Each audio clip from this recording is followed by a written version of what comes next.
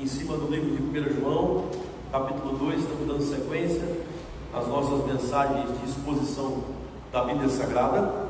Eu quero que você abra aí comigo, 1 João, capítulo 2, a partir do versículo 15, irmãos. Nós vamos ler do 15, 16 e 17. 1 João 2, versículo 15, 16 e 17.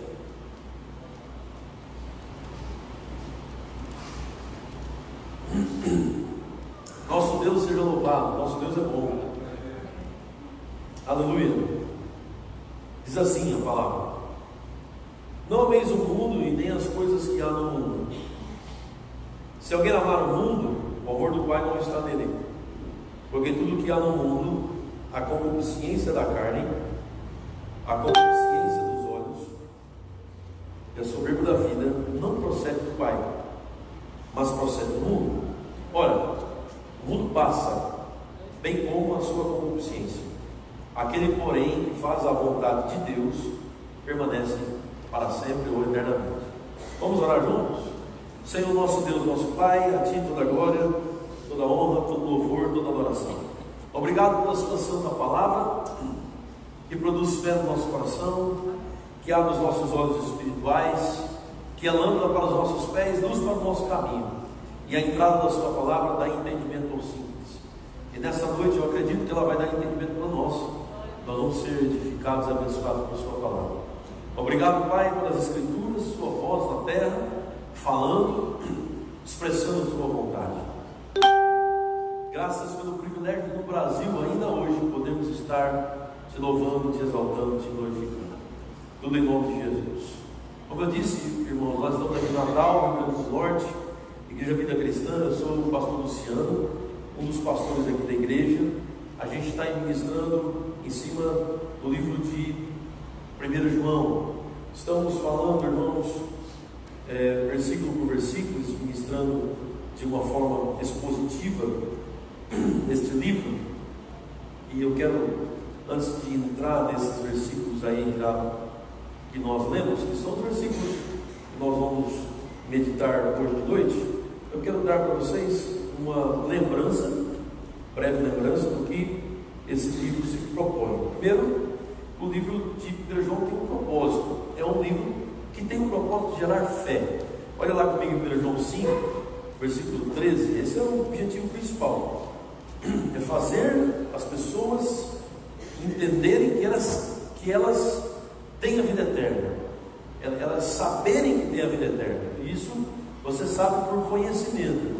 O conhecimento vai chegando, você vai ficando ciente de que você tem a vida eterna. E é muito ruim você ter a vida eterna e não saber que tem, e não usar os benefícios da vida eterna, não se aproveitar dos benefícios da vida eterna. João, preocupado com isso, está escrevendo para os irmãos aqui, em João 5,13, dizendo assim: essas coisas vos escrevi a fim de saberdes que tens a vida eterna, a vós outros que credes em nome do Filho de Deus. Então ele quer que as pessoas realmente saibam. Tenho certeza que o que está sendo escrito aqui é para gerar convicção em vocês e lembrar vocês que vocês têm a vida eterna.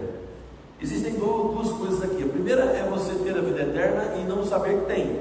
Aí é o que eu falei, você não usufrui dos benefícios dessa vida eterna. E a outra é a pessoa achar que tem a vida eterna e não tem, né? E aí aí o problema é mais grave ainda, mais sério. Então, aqui tem algumas características no livro de João que mostra quem realmente tem a vida eterna. O João mostra evidências morais, ou seja, pessoas que obedecem à palavra. 1 João capítulo 2 ele fala: quem obedece o mandamento, esse tem a vida eterna. Depois ele fala de evidências teológicas, evidências doutrinárias, gente que realmente conhece as Escrituras, conhece Jesus Cristo, tem a vida eterna. Amém? E são evidências, são verdades que ele expressa e que nos deixam convictos. É para a gente saber realmente que nós temos a vida eterna. E também uma evidência social, que é a evidência de andar em amor. João fala que quem anda em amor tem a vida eterna. Quem ama o irmão tem a vida eterna. E isso nos leva a entender que não tem espaço para ódio. Nós não odiamos pessoas, nós amamos as pessoas. Então, se alguém diz assim: eu odeio fulano de tal, precisa rever se realmente é um cristão. Porque o cristão não odeia pessoas, o cristão ama pessoas. Inclusive, o cristão ama até inimigos, né? E E que vantagem nós temos se nós amarmos apenas uns aos outros aqui na igreja? Há uma certa vantagem, mas não se compara quando você aprende a amar inimigo. Amém? Deus nos orientou a amarmos inimigos. Se o teu inimigo tiver fome, dá de comer. Se o teu inimigo tiver sede, dá de beber. Se o teu inimigo não tiver roupa, você vai dar de vestir. E isso eu aconselho muito casais. É uma tristeza a gente vê casais se separando por bobeira e não querem correr uma milha a mais. E Jesus falou sobre se alguém forçar você a andar com ele uma milha ou 1 quilômetro, trazendo para o português aqui, ou 1.700 metros, mais ou menos, Jesus disse, vai com ele 2. Então, se é forçado a andar uma milha, 1 quilômetro, Jesus disse, vai com ele 2. Vai uma só não, vai 2. Ou seja, absurdo, né? A Bíblia Sagrada diz para amar inimigo. Imagina esposa, marido, filhos, né? Então o divórcio não faz parte da vontade do Senhor. A Bíblia fala que Deus odeia o divórcio. Está escrito, isso é claro na Bíblia Sagrada, né? Então João fala de evidências de que você tem Jesus, de evidências de que você nasceu de novo, de que você é salvo, de que você tem a vida eterna. São essas que eu passei para vocês. O problema qual é aqui, irmãos? João está enfrentando dificuldades que apareceram de uma forma mais robusta no início do primeiro século. A igreja de Jesus, irmãos, ela é estabelecida pelo Senhor. Essa igreja cresce na graça que Deus supre. Essa igreja avança naquilo que Deus propôs para avançar. O Senhor sopra sobre os discípulos o seu Espírito. Depois o Espírito Santo desce na forma corpórea sobre Jesus. O Espírito Santo desce em Atos capítulo 2 sobre aqueles 120 que estão reunidos, e a igreja vai se desenvolvendo na terra, a igreja cresce. Depois vem o apóstolo Paulo, que prega o evangelho aos gentios, e essa igreja avança na graça do Senhor. Mas junto com o avanço da igreja, com a prosperidade da igreja na palavra, vem também o avanço de falsas doutrinas e falsos mestres. É impressionante como o apóstolo Paulo e os apóstolos do Cordeiro tiveram que lidar com falsas doutrinas e falsos mestres. É impressionante. Se você ler as cartas de Paulo, o tempo todo ele está combatendo falsos mestres, o tempo todo ele está combatendo falsos profetas. Por quê? Porque havia necessidade disso.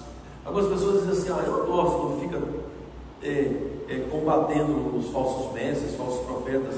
Deixa aí, Deus cuida deles.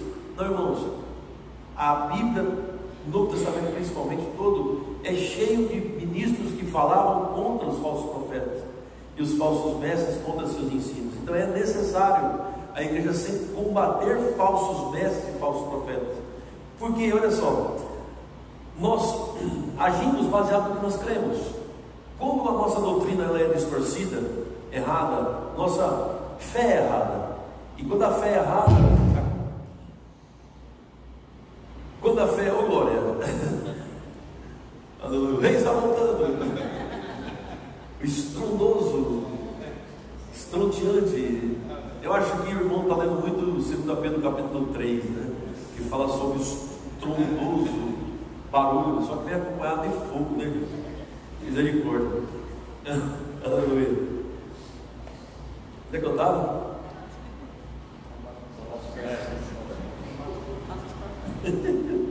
É uma pessoa. Pois é, a igreja sempre teve que combater e lidar com esses falsos profetas.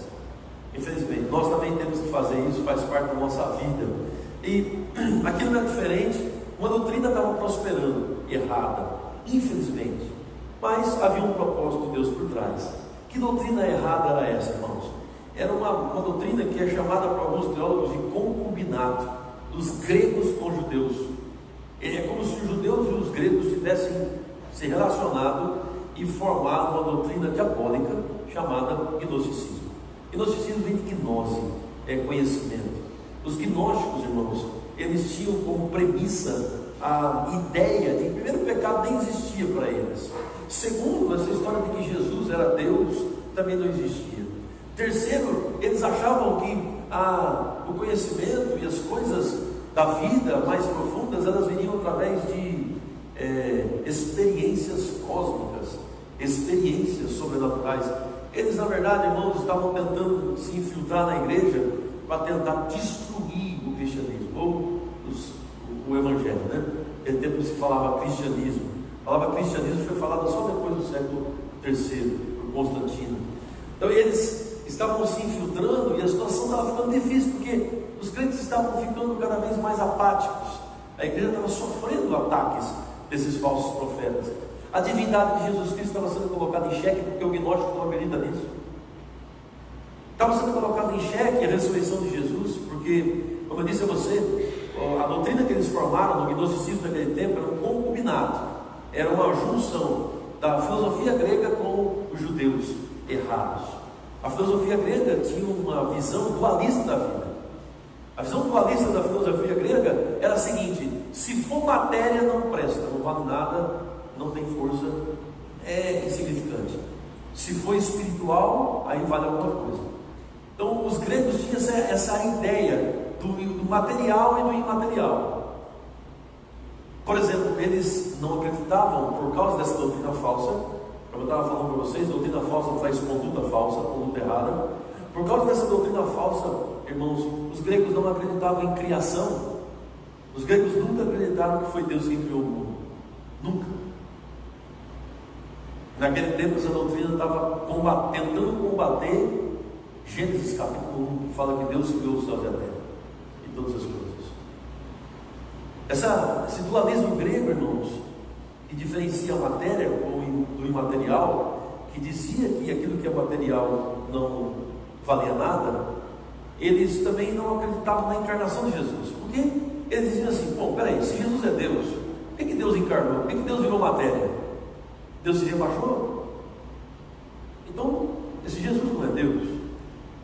Aí vem os gnósticos, que não tinham como dizer que Jesus não tinha existido e que Jesus não tinha feito sinais, prodígios e maravilhas. Eles vêm e dizem assim: não, Jesus, ele andava na areia e suas pegadas não eram nem vistas, porque ele era um espírito. Aí João vem e começa o livro dizendo: não, eu toquei em Jesus, eu vi Jesus, os meus olhos viram Jesus, eu apalpei Jesus. Jesus era físico também, ele era um ser humano, ele era chamado Jesus, tinha pai, mãe. O pai, no caso, era o José adotivo, né? Apenas reconheceu o filho, mas ele foi gerado do Espírito Santo em Maria. Mas Jesus era uma pessoa, compreendem? E os gregos não acreditavam nisso. Então os gregos não acreditavam em criação, os gregos não acreditavam em encarnação. E aí, irmãos, os gregos colocavam em xeque a ressurreição. A influência dos gregos era tão violenta nos judeus, que os judeus estavam com tanta doutrina falsa, que sacerdote no tempo de Jesus era sacerdotes da linhagem dos saduceus. Aí você pergunta: o que é isso, pastor? Saduceu não acredita em ressurreição. O cargo máximo do judaísmo era ocupado por gente que não acreditava em ressurreição. E o Velho Testamento está cheio de versículos que falam sobre a ressurreição. Mas no tempo de Jesus havia uma heresia gigantesca no meio do judaísmo. Eles colocaram os saduceus, que não acreditavam na ressurreição, para serem sacerdotes. E a briga dos saduceus e fariseus era que os fariseus acreditavam na ressurreição, mas os saduceus não. Então, quando falava que Jesus Cristo ressuscitou dentre os mortos, aí que eles enlouqueciam, porque para eles a morte era uma elevação, elevava-se em espírito. Tudo errado, irmãos, tudo fora. E a gente pensa assim: mas pastor, por que isso é tão significante? Irmãos, um livro quase todo foi escrito para isso, o livro de João, ou melhor, as epístolas de João. É porque é significante, sim, está aqui, entendem? E João vem combater isso, dizer que não era assim, eles estavam errados, e que a verdade se encontrava em Cristo. Esse João é o filho de Zebedeu. Esse João aqui, irmãos, é aquele que falou de Jesus Cristo como sendo a pessoa na qual ele colocava o seu ombro, sua cabeça no ombro de Jesus, no colo de Jesus. Esse é João. Esse é o João, irmão do apóstolo, que se chamava de presbítero e poderia se chamar. Esse é o João que morreu na ilha de Patmos, segundo os estudiosos, com aproximadamente 90 acima de 94 anos de idade, o último apóstolo a morrer. E dizem os historiadores que João foi o único que não morreu de morte, de martírio. O único, dizem, né? Ele morreu morte natural, de velho mesmo, morreu, envelheceu na ilha de Patmos. Ele é o que escreveu o Apocalipse. E esse João é o que escreveu o Evangelho de João. É o que escreveu o livro de Apocalipse e essas epístolas. É um dos homens de maior revelação da Bíblia. E você vê, né? Jesus tinha 70 discípulos, 12 discípulos, depois 3 discípulos, 4, que André também de vez em quando andava junto com Pedro, Tiago e João, e também André de vez em quando estava ali. 3 discípulos, Pedro, Tiago e João, mas Jesus tinha João. Nós não vemos nenhum discípulo indo à cruz, ver a crucificação de Jesus pessoalmente, na cara. João estava lá. Jesus crucificado, como se Jesus estivesse naquela cruz ali. João estava com Maria no pé da cruz. E não pense que a cruz era alta naquele tempo. A cruz tinha mais ou menos 1,80 m. Ele ficava no chão, 1,80 m de altura. A cruz era baixa. O crucificado ficava na sua frente assim. Jesus crucificado ficava na frente das pessoas que passavam. E João, que se sabe, era o único que estava lá com Maria. Esse é o João. Então Jesus tem os 70, os 12, os 4, os 3 e João, discípulo muito próximo de Jesus, muito próximo mesmo. Haja vista até o tipo de morte dele diferenciado. Ele tem muito a nos ensinar. E ele fala muito sobre amor nessa carta. Só que o amor que João fala nessa carta é muito diferente do amor grego. Na verdade, João está combatendo o falso amor grego. Porque o falso amor grego, irmãos, é um amor de sentimentos, de emoções. É um amor só de reflexão. Para João não. Amar é viver na verdade. E, tanto que em inglês, esse livro era chamado, João é chamado o apóstolo do amor e da verdade. Amor e verdade, love and truth. Esse era o João. Porque as suas colocações de amor eram muito severas e sérias. Você não vê João brincando com a questão de amor, como muita gente brinca hoje. João dizia: aquele que me ama, guarda os meus mandamentos, repetindo Jesus. Ou aquele que diz que ama Jesus, guarda os seus mandamentos. Ele era muito sério e sempre estava conectando o amor com a verdade. Estão comigo, irmãos? Nós já falamos sobre a vitória que João expressa em 1 João 2, 12 a 14, acima do maligno. A questão de filhinhos, pais e jovens. E agora nós entramos, irmãos, no assunto que João cita novamente a respeito do amor, mas sobre amar a Deus, mais do que amar ao mundo. Vamos lá para o texto expositivo. João diz assim, depois de falar que nós vencemos Satanás, aleluia, sempre em Cristo Jesus, ele diz: não ameis o mundo. Isso aqui é algo escrito para a igreja, tá, irmãos? Para a igreja, para nós. É uma recomendação para nós. Não ameis o mundo, nem as coisas que há no mundo. Aí você olha assim e fica: peraí, como é que pode João dizer que não é para amar o mundo? Jesus disse que ele amou o mundo, que Deus amou o mundo de tal maneira e deu o seu Filho unigênito para todo aquele que nele crê, não pereça, mas tenha vida eterna. Que história é essa? É para amar ou não amar? Então você percebe que a palavra mundo, em grego, no Novo Testamento, ela é usada no mínimo de 3 formas diferentes. No mínimo de 3 formas diferentes. Uma, o mundo como sendo pessoas, seres humanos, que estão no mundo, fazem parte do mundo. Outro mundo como sendo a criação, o cosmos, como sendo todo o universo que é chamado de mundo. E a terceira forma que os gregos falavam sobre o mundo, a língua grega citava a palavra mundo, é essa aqui que João está falando, que é sistema, governo do mundo, jeito de viver do mundo. Como o apóstolo Paulo diz em Romanos 12, versículo 2, Paulo diz: não vos conformeis com esse século, mas transformai-vos. Ali a palavra é mundo. Mundo é um sistema que era também chamado de secularizado, ou secular. Não vos conformeis com esse século, não seja uma pessoa secularizada, não vos conformeis com esse mundo. A palavra ali é mundo, em Romanos 12, ele está dizendo, não vos conformeis com esse mundo. Ele está falando, não ame este mundo, não ame este século, não ame esse sistema. É uma outra forma de falar mundo, estão entendendo, irmãos? Não vos conformeis com esse mundo, ou não ameis o mundo, esse sistema, o jeito do mundo viver, o jeito do mundo ser, o jeito do mundo se expressar, o jeito do mundo viver, o jeito do mundo alcançar as coisas, o jeito do mundo se relacionar. Não ameis esse jeito, não ame esse sistema, não ame, o João está dizendo, não ame essa forma de viver, não ame, porque essa forma de viver que o mundo diz é uma forma secular, é secularista, te afasta de Deus. Ele diz, não ameis o mundo e nem as coisas que há no mundo.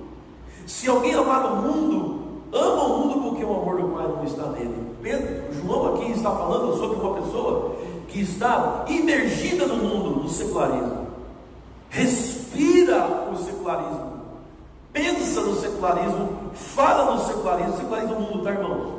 Eu estou falando só secularismo, secular, para fazer a diferença, tá? Dessas três definições de mundo, tá? Então, ele está dizendo sobre pessoas que estão imergidas no mundo secular, imergidas, tudo que pensam, né? Essa imersão é tão profunda que tudo que elas pensam baseado numa visão, uma cosmovisão mundana, uma cosmovisão secular, longe da Bíblia.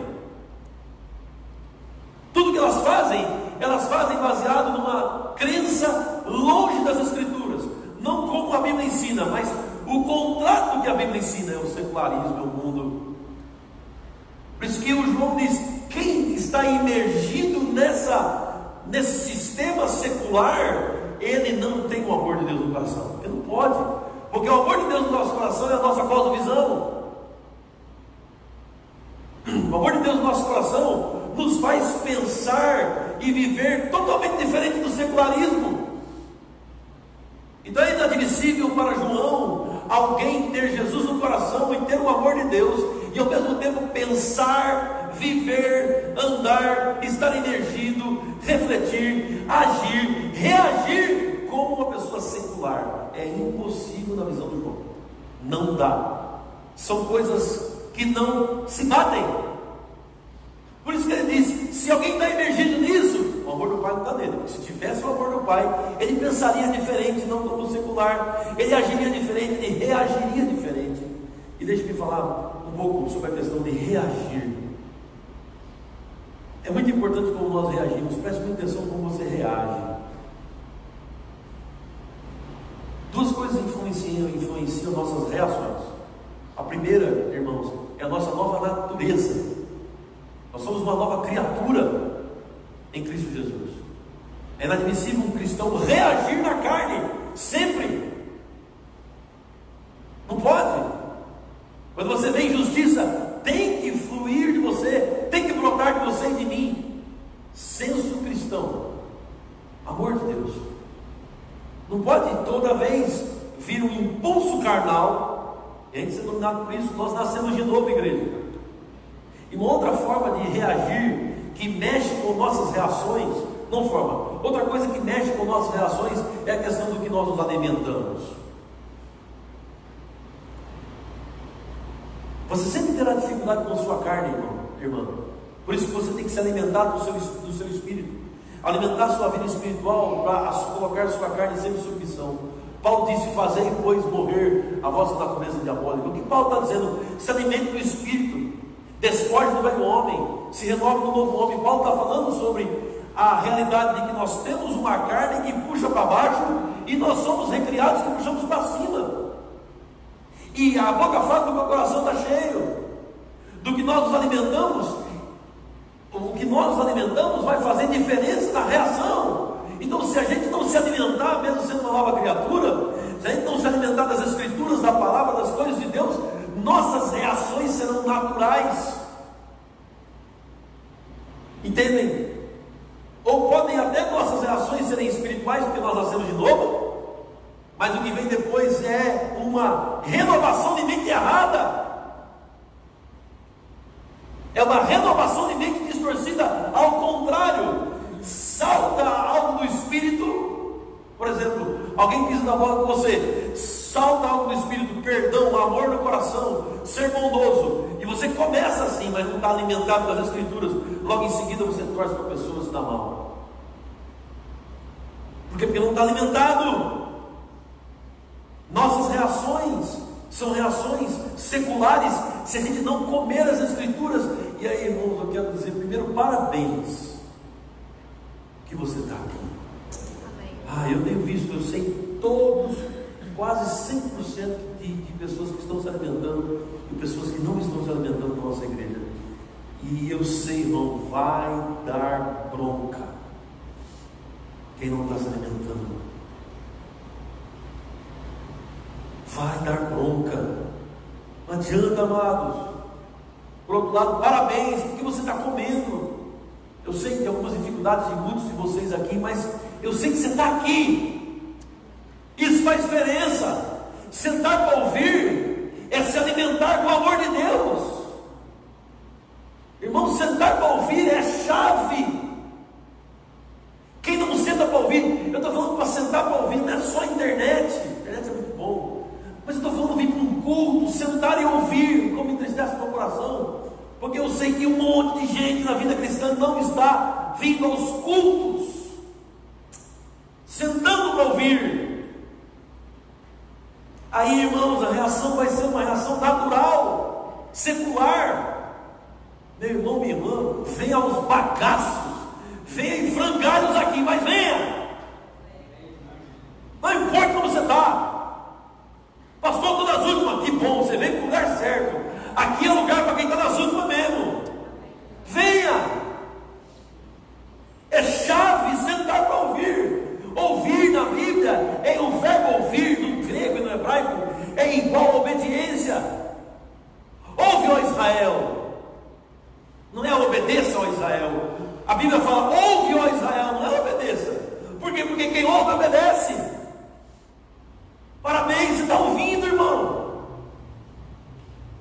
Eu não sei qual é o seu problema, o nível de gravidade, mas eu sei uma coisa, ao sentar aqui, e é isso mesmo, é sentar para ouvir alguém pregar. Você sabe por que eu não prego somente eu na igreja? Porque eu preciso sentar para ouvir. Eu preciso sentar. Se eu não sentar para ouvir, não posso ficar só na internet. Eu preciso ir a um culto onde eu sento e ouço. Compreende, irmãos? É uma chave. As nossas reações, se nós não sentarmos, as nossas reações serão sempre naturais. E você vê, você já nasceu de novo. O João está dizendo, se alguém ama o mundo, o amor do Pai não está nele. Mas a questão toda é, se o amor do Pai está em mim e está em você, então chega de secularismo. Mas como muitos de nós estamos pensando com o mundo, uma cosmovisão distorcida. É falta de alimento, falta de educação na justiça, falta disso aqui, a coisa mais simples do mundo. Sentou ouvindo. Sabe, muitas decisões certas são tomadas aqui quando você não ouve, e muitas decisões erradas são evitadas só porque ouve. Você vê pessoas desandando, elas começam a se afastar de ouvir. Vai desandar, não ouve mais. Não dá nem para forçar. Obedeça, irmão, obedeça, irmã. Não dá nem para forçar, não dá, porque se não ouvir é impossível. É impossível obedecer se não ouvir. Hoje são 13 de novembro de 2019. A coisa mais importante que você poderia estar fazendo, você está fazendo agora. Hoje não existiu hoje nada mais importante do que esse momento, nada. Você pode ter feito muita coisa séria hoje, importante, e pode mudar a sua vida daqui para frente, mas nada como agora. É sentar para ouvir, chave igreja. Versículo 16, por que é assim? Porque tudo que há no mundo, olha, Nós precisamos ser livres dessa influência secular. O que há no mundo? Ele cita 3 coisas: concupiscência da carne, desejo forte da carne; concupiscência dos olhos, desejo forte dos olhos; e soberba da vida. Não procede do Pai, mas procede do mundo. Eu tenho uma notícia para você: estas 3 coisas estão brincando, guerreando, lutando dia e noite em nós. Há um conflito gigantesco com essas 3 coisas. Essas 3 coisas fazem resumo, ou são resumo de todos os pecados do mundo. Você pode pensar em qualquer pecado, ou é concupiscência da carne, desejo forte da carne, desejo desenfreado da carne, ou é o desejo desenfreado dos olhos, ou é a soberba da vida. Olha só onde foi que Eva caiu. Vira sua Bíblia, vai para Gênesis capítulo 3. Veja se não é a mesma coisa. A queda de Eva, de Adão e Eva, eu falo Eva porque Eva que foi enganada, e que a Bíblia cita, ela que teve essa percepção. Adão foi na onda dela. Isso que eu sempre digo: homens têm que ir na onda de Deus, em nome de Jesus. Adão vai na onda da mulher erroneamente, erradamente. Mas olha os detalhes que pegaram Eva. Olha só os detalhes, interessante demais. Capítulo 3 de Gênesis, versículo 6. Olha detalhe por detalhe, veja se não somos 3 pecados. Veja, primeiro, Eva, vendo a mulher que a árvore era boa de se comer. O que é isso? Concupiscência da carne. Carne, comer. Carne tem uma concupiscência, o desejo desenfreado: comer e sexo. São 2 coisas desenfreadas. E também preguiça. Descansar, descansar, descansar, descansar, descansar. Se deixar, a carne quer descansar todo dia até morrer, e nunca para de descansar. O nome disso é preguiça. Isso aí é um desejo da carne, entende, irmãos? Toda hora ela quer descansar, descansar, descansar, descansar. Aí tem a parte sexual, os impulsos desenfreados. E tem a parte da comida, os impulsos desenfreados de comer. São 3 áreas, 3 realidades. E o texto está dizendo que a mulher viu que o fruto era agradável para se comer, concupiscência da carne. Logo em seguida, agradável aos olhos, provavelmente deveria ser um fruto bonito, certo, irmãos? Por quê? Porque era agradável aos olhos. E o que é agradável aos olhos? Que Eva não conseguiu se controlar, a concupiscência dos olhos. É aquilo que você bate o olho e quer porque quer, porque quer, porque quer, porque viu, quer e pronto. E o pior, não dá nem para classificar o pior, né? Eu queria te falar de soberba, porque Satanás é arrogante, mas talvez seja um dos piores. É essa aqui, ó: desejável para dar entendimento. Ou seja, soberba da vida. É o conhecimento que soberbece. Satanás enganou Eva dizendo: ah, não, sabe o que é? É que você vai ser igual a Deus, conhecedora do bem e do mal. E isso encheu os olhos de Eva. Observe que são os 3 pecados que são citados por 1 João. Eva caiu na concupiscência dos olhos, Eva caiu na concupiscência da carne, e Eva caiu na soberba da vida. A mesma coisa de Adão. Adão também. E onde é que nós caímos? Na mesma área, nas mesmas áreas. Ou nós caímos quando a gente empina o nariz. Eu tenho conhecimento, eu sei mais, eu entendo melhor, eu sei melhor. É o prazer exacerbado do conhecimento, e você sabe que será elogiado por aquilo.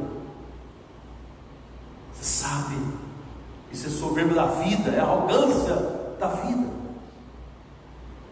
E nós também temos dificuldades com isso, com nossos olhos e com nossa carne. E o Senhor está dizendo: tudo que há no mundo, tudo é desejo desenfreado dos olhos, desejo desenfreado da carne, e arrogância, soberba, prepotência, não procede do Pai, mas procede do mundo. Por que João está dizendo que concupiscência da carne, concupiscência dos olhos, soberba da vida não procede do Pai?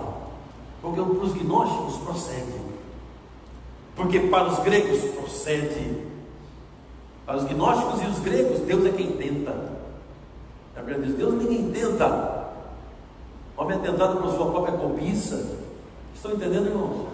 Que a doutrina é errada, a doutrina é distorcida. E João está dizendo: ei, não procede de Deus. Isso é muito comum. pessoas que cometem pecados e depois dizem, faz parte do plano, Deus queria que eu cometesse aquele pecado. Sim, pode ser que Ele queria mesmo. Ele queria para dar uma mãozada em você. Calma, gente, estou brincando. Isso é para quem fica dizendo que Deus queria. É para você sofrer. Não cai nessa. Mas pastor, não faz parte do plano? Faz, mas não adore a Deus por desobediência e nem por rebeldia, irmão. Adore a Deus agrade a Deus em adoração. Sirva a Deus em adoração, não sirva a Deus em rebelião. Faraó serve a Deus, serve bem direitinho. Em tudo que Faraó fez, ele serviu a Deus, mas em rebelião, e foi punido. Vocês estão aqui, irmãos? Não entre nessa conversa. Não fica justificando os seus pecados na soberania. Você não precisa disso. Você não precisa disso. Sabe o que você precisa e eu preciso? Como precisa da carne, como precisa dos olhos, o soberbo da vida não procede do Pai. Senhor, me perdoa, eu fui mal. Ponto final. E vamos seguir. Estão entendendo, Jesus? Somos nós. Há uma responsabilidade humana, não vamos nos envolver com o mundo. A concupiscência da carne não tem nada para a gente, irmãos. A responsabilidade vai ser nossa. Não queira isso. Não queira isso. E João está explicando e corrigindo doutrinariamente, ele está dizendo, ora, o mundo passa, bem como a sua concupiscência. Porém, aquele que faz a vontade de Deus permanece eternamente. Glória a Jesus. João está conclamando a igreja a viver a vontade do Pai, que permanece eternamente, que diz respeito à vida eterna na presença do Senhor, adorando em espírito e em verdade. João está conclamando a igreja dizendo, olha, sabe o mundo que traz prazeres carnais? Sabe o mundo que traz prazeres aos olhos? Sabe a soberba da vida? Vai passar. Vai passar, tudo isso vai passar. Não fixe sua vida nisso, irmãos, irmãs. Eu vejo muita gente. Você vê muita gente, por quê, pastor? Irmãos, eu tenho 36 anos dentro de igreja. Eu comecei jogando ping-pong. Na verdade, não foi jogando ping-pong, eu comecei sendo apresentado com 8 dias de vida na igreja. Na igreja que eu estava, eles acreditavam até hoje em batismo de criança. Eu fui apresentado com 8 dias. Eu nasci e já fui apresentado para a igreja. Irmãos, recebem Luciano Martins, amém. E claro que eu não me lembro desse dia, porque eu me lembro do tênis de mesa, é o ping-pong. Eu nasci, cresci dentro da igreja jogando ping-pong. Com 10 anos de idade, nasci de novo. Jesus entrou no meu coração. Tenho consciência disso. 10 anos de idade na escola do Bíblica Dominical. E isso tem 36 anos. Então, você dentro de igreja por 36 anos, você vê muita coisa. Você passa por muita coisa. Você experimenta muita coisa. Você vê muita coisa dentro da igreja por 36 anos. E 36 anos envolvido. E o meu envolvimento com a igreja sempre foi um envolvimento semanal. Foi uma graça que Deus me deu por causa do meu chamado. Todos os dias, muitas vezes, eu estava na igreja. Nas minhas férias, era jogando ping-pong todos os dias. Não estou falando de mim apenas, eu estou mostrando para você, irmão e irmã, que nesses 36 anos, a gente está vendo o que acontece. E viu o que aconteceu. A gente viu a quantidade de gente que deixou de ouvir. Outro grupo de pessoas que se enveredou com a doutrina falsa. Outro grupo de pessoas que foi prosperar financeiramente às custas da sua vida espiritual. Como isso aconteceu? Lembro um rapaz de Campinas, ele dizia, ele foi meu professor na escola dominical. Ele sabia o livro de Hebreus. Foi ele que me instigou a citar o primeiro capítulo de Hebreus decorado. Foi através dele que eu aprendi. Ele é professor da escola dominical, um jovem brilhante, espetacular no seu conhecimento. Nunca vi igual. Citava a Bíblia de uma forma espetacular, sabia o que estava falando, ensinando Hebreus capítulo 1, e me instigou muito nessas coisas. Mas um dia, irmão, ele disse: eu quero ficar rico.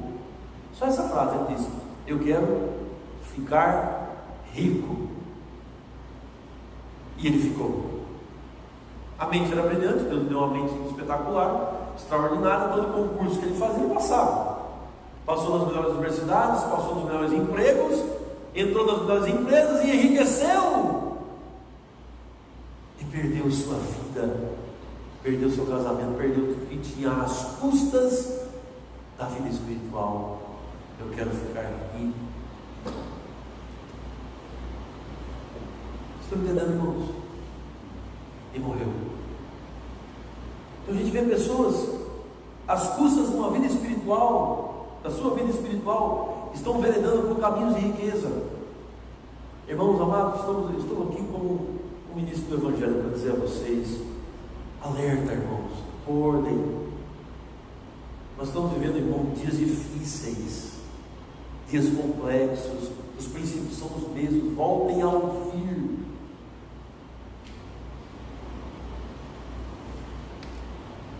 Então hoje nunca se viu tanta apostasia, tanta gente abandonando, mas também nunca se viu tanta gente conhecendo a verdade, se afirmando. Deus está chamando os seus.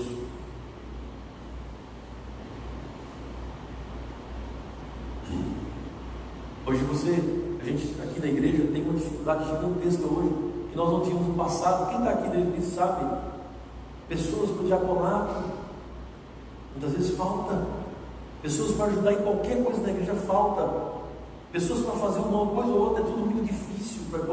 São as coisas do Senhor, são as coisas da igreja, tudo muito complicado, tudo muito complexo, tudo muito difícil. Sempre tem uma coisinha na frente.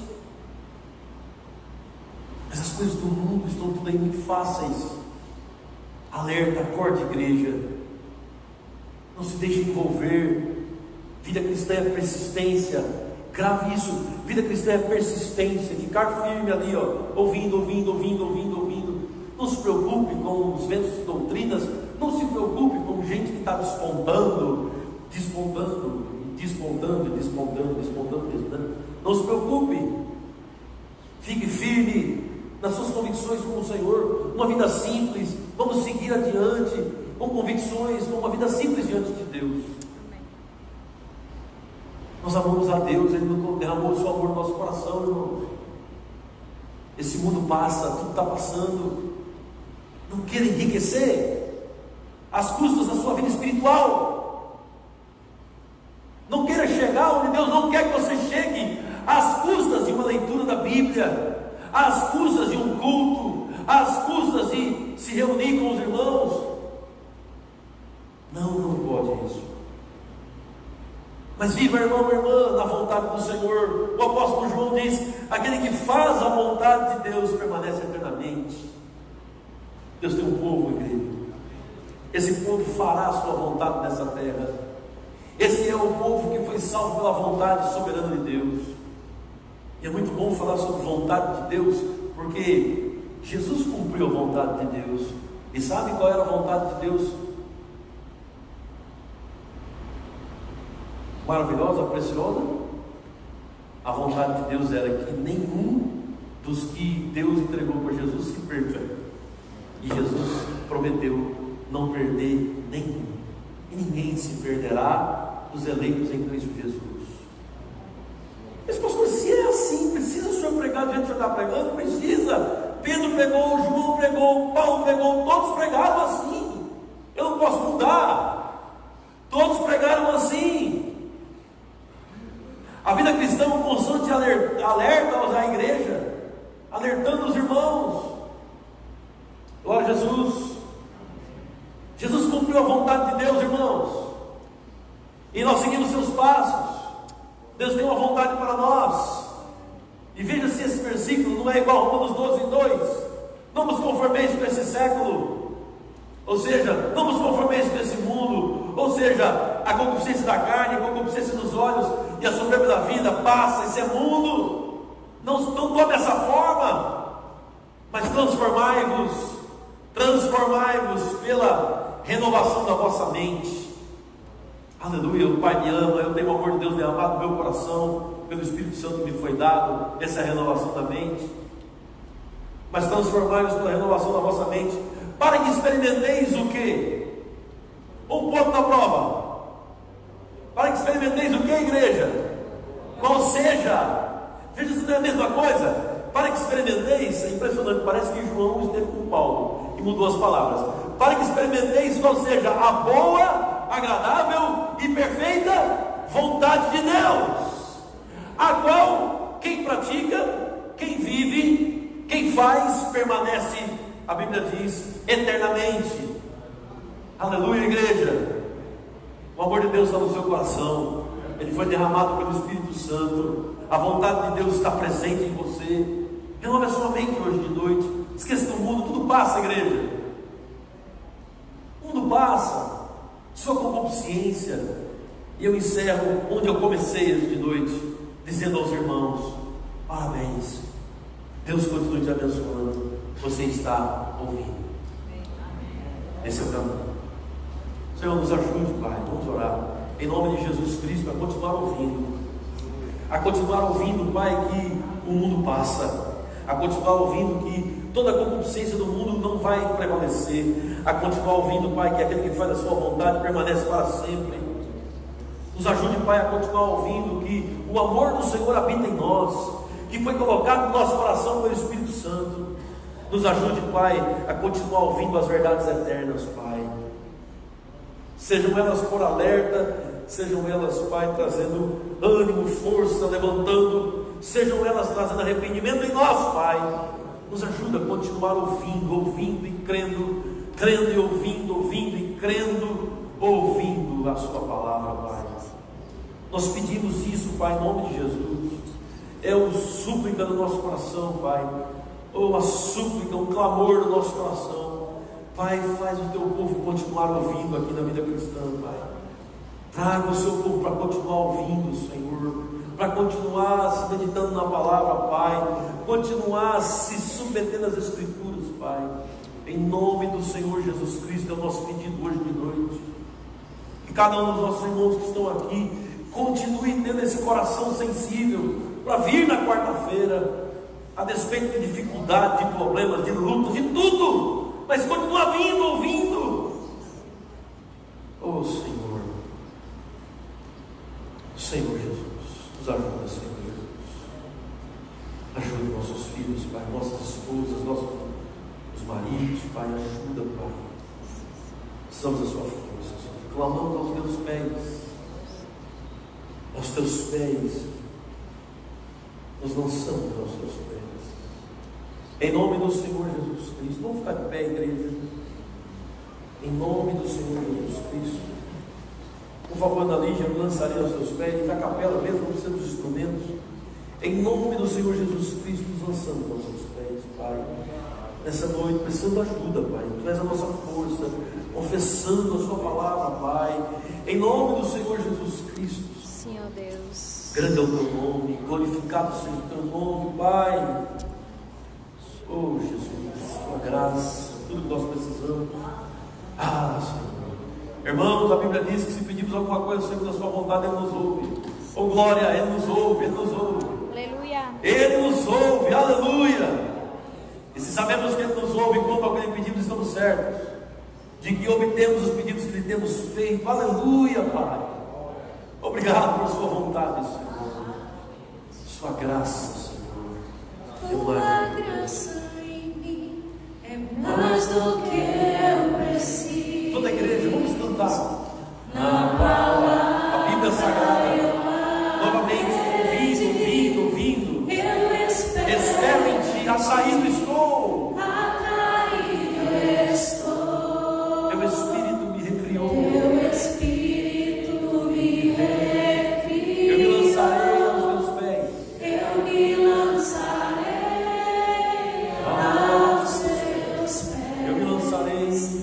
me lançarei aos teus pés. Eu te adoro E eu te adoro em teus pés. aqui. Tua presença em mim, toda a igreja, aleluia. Tua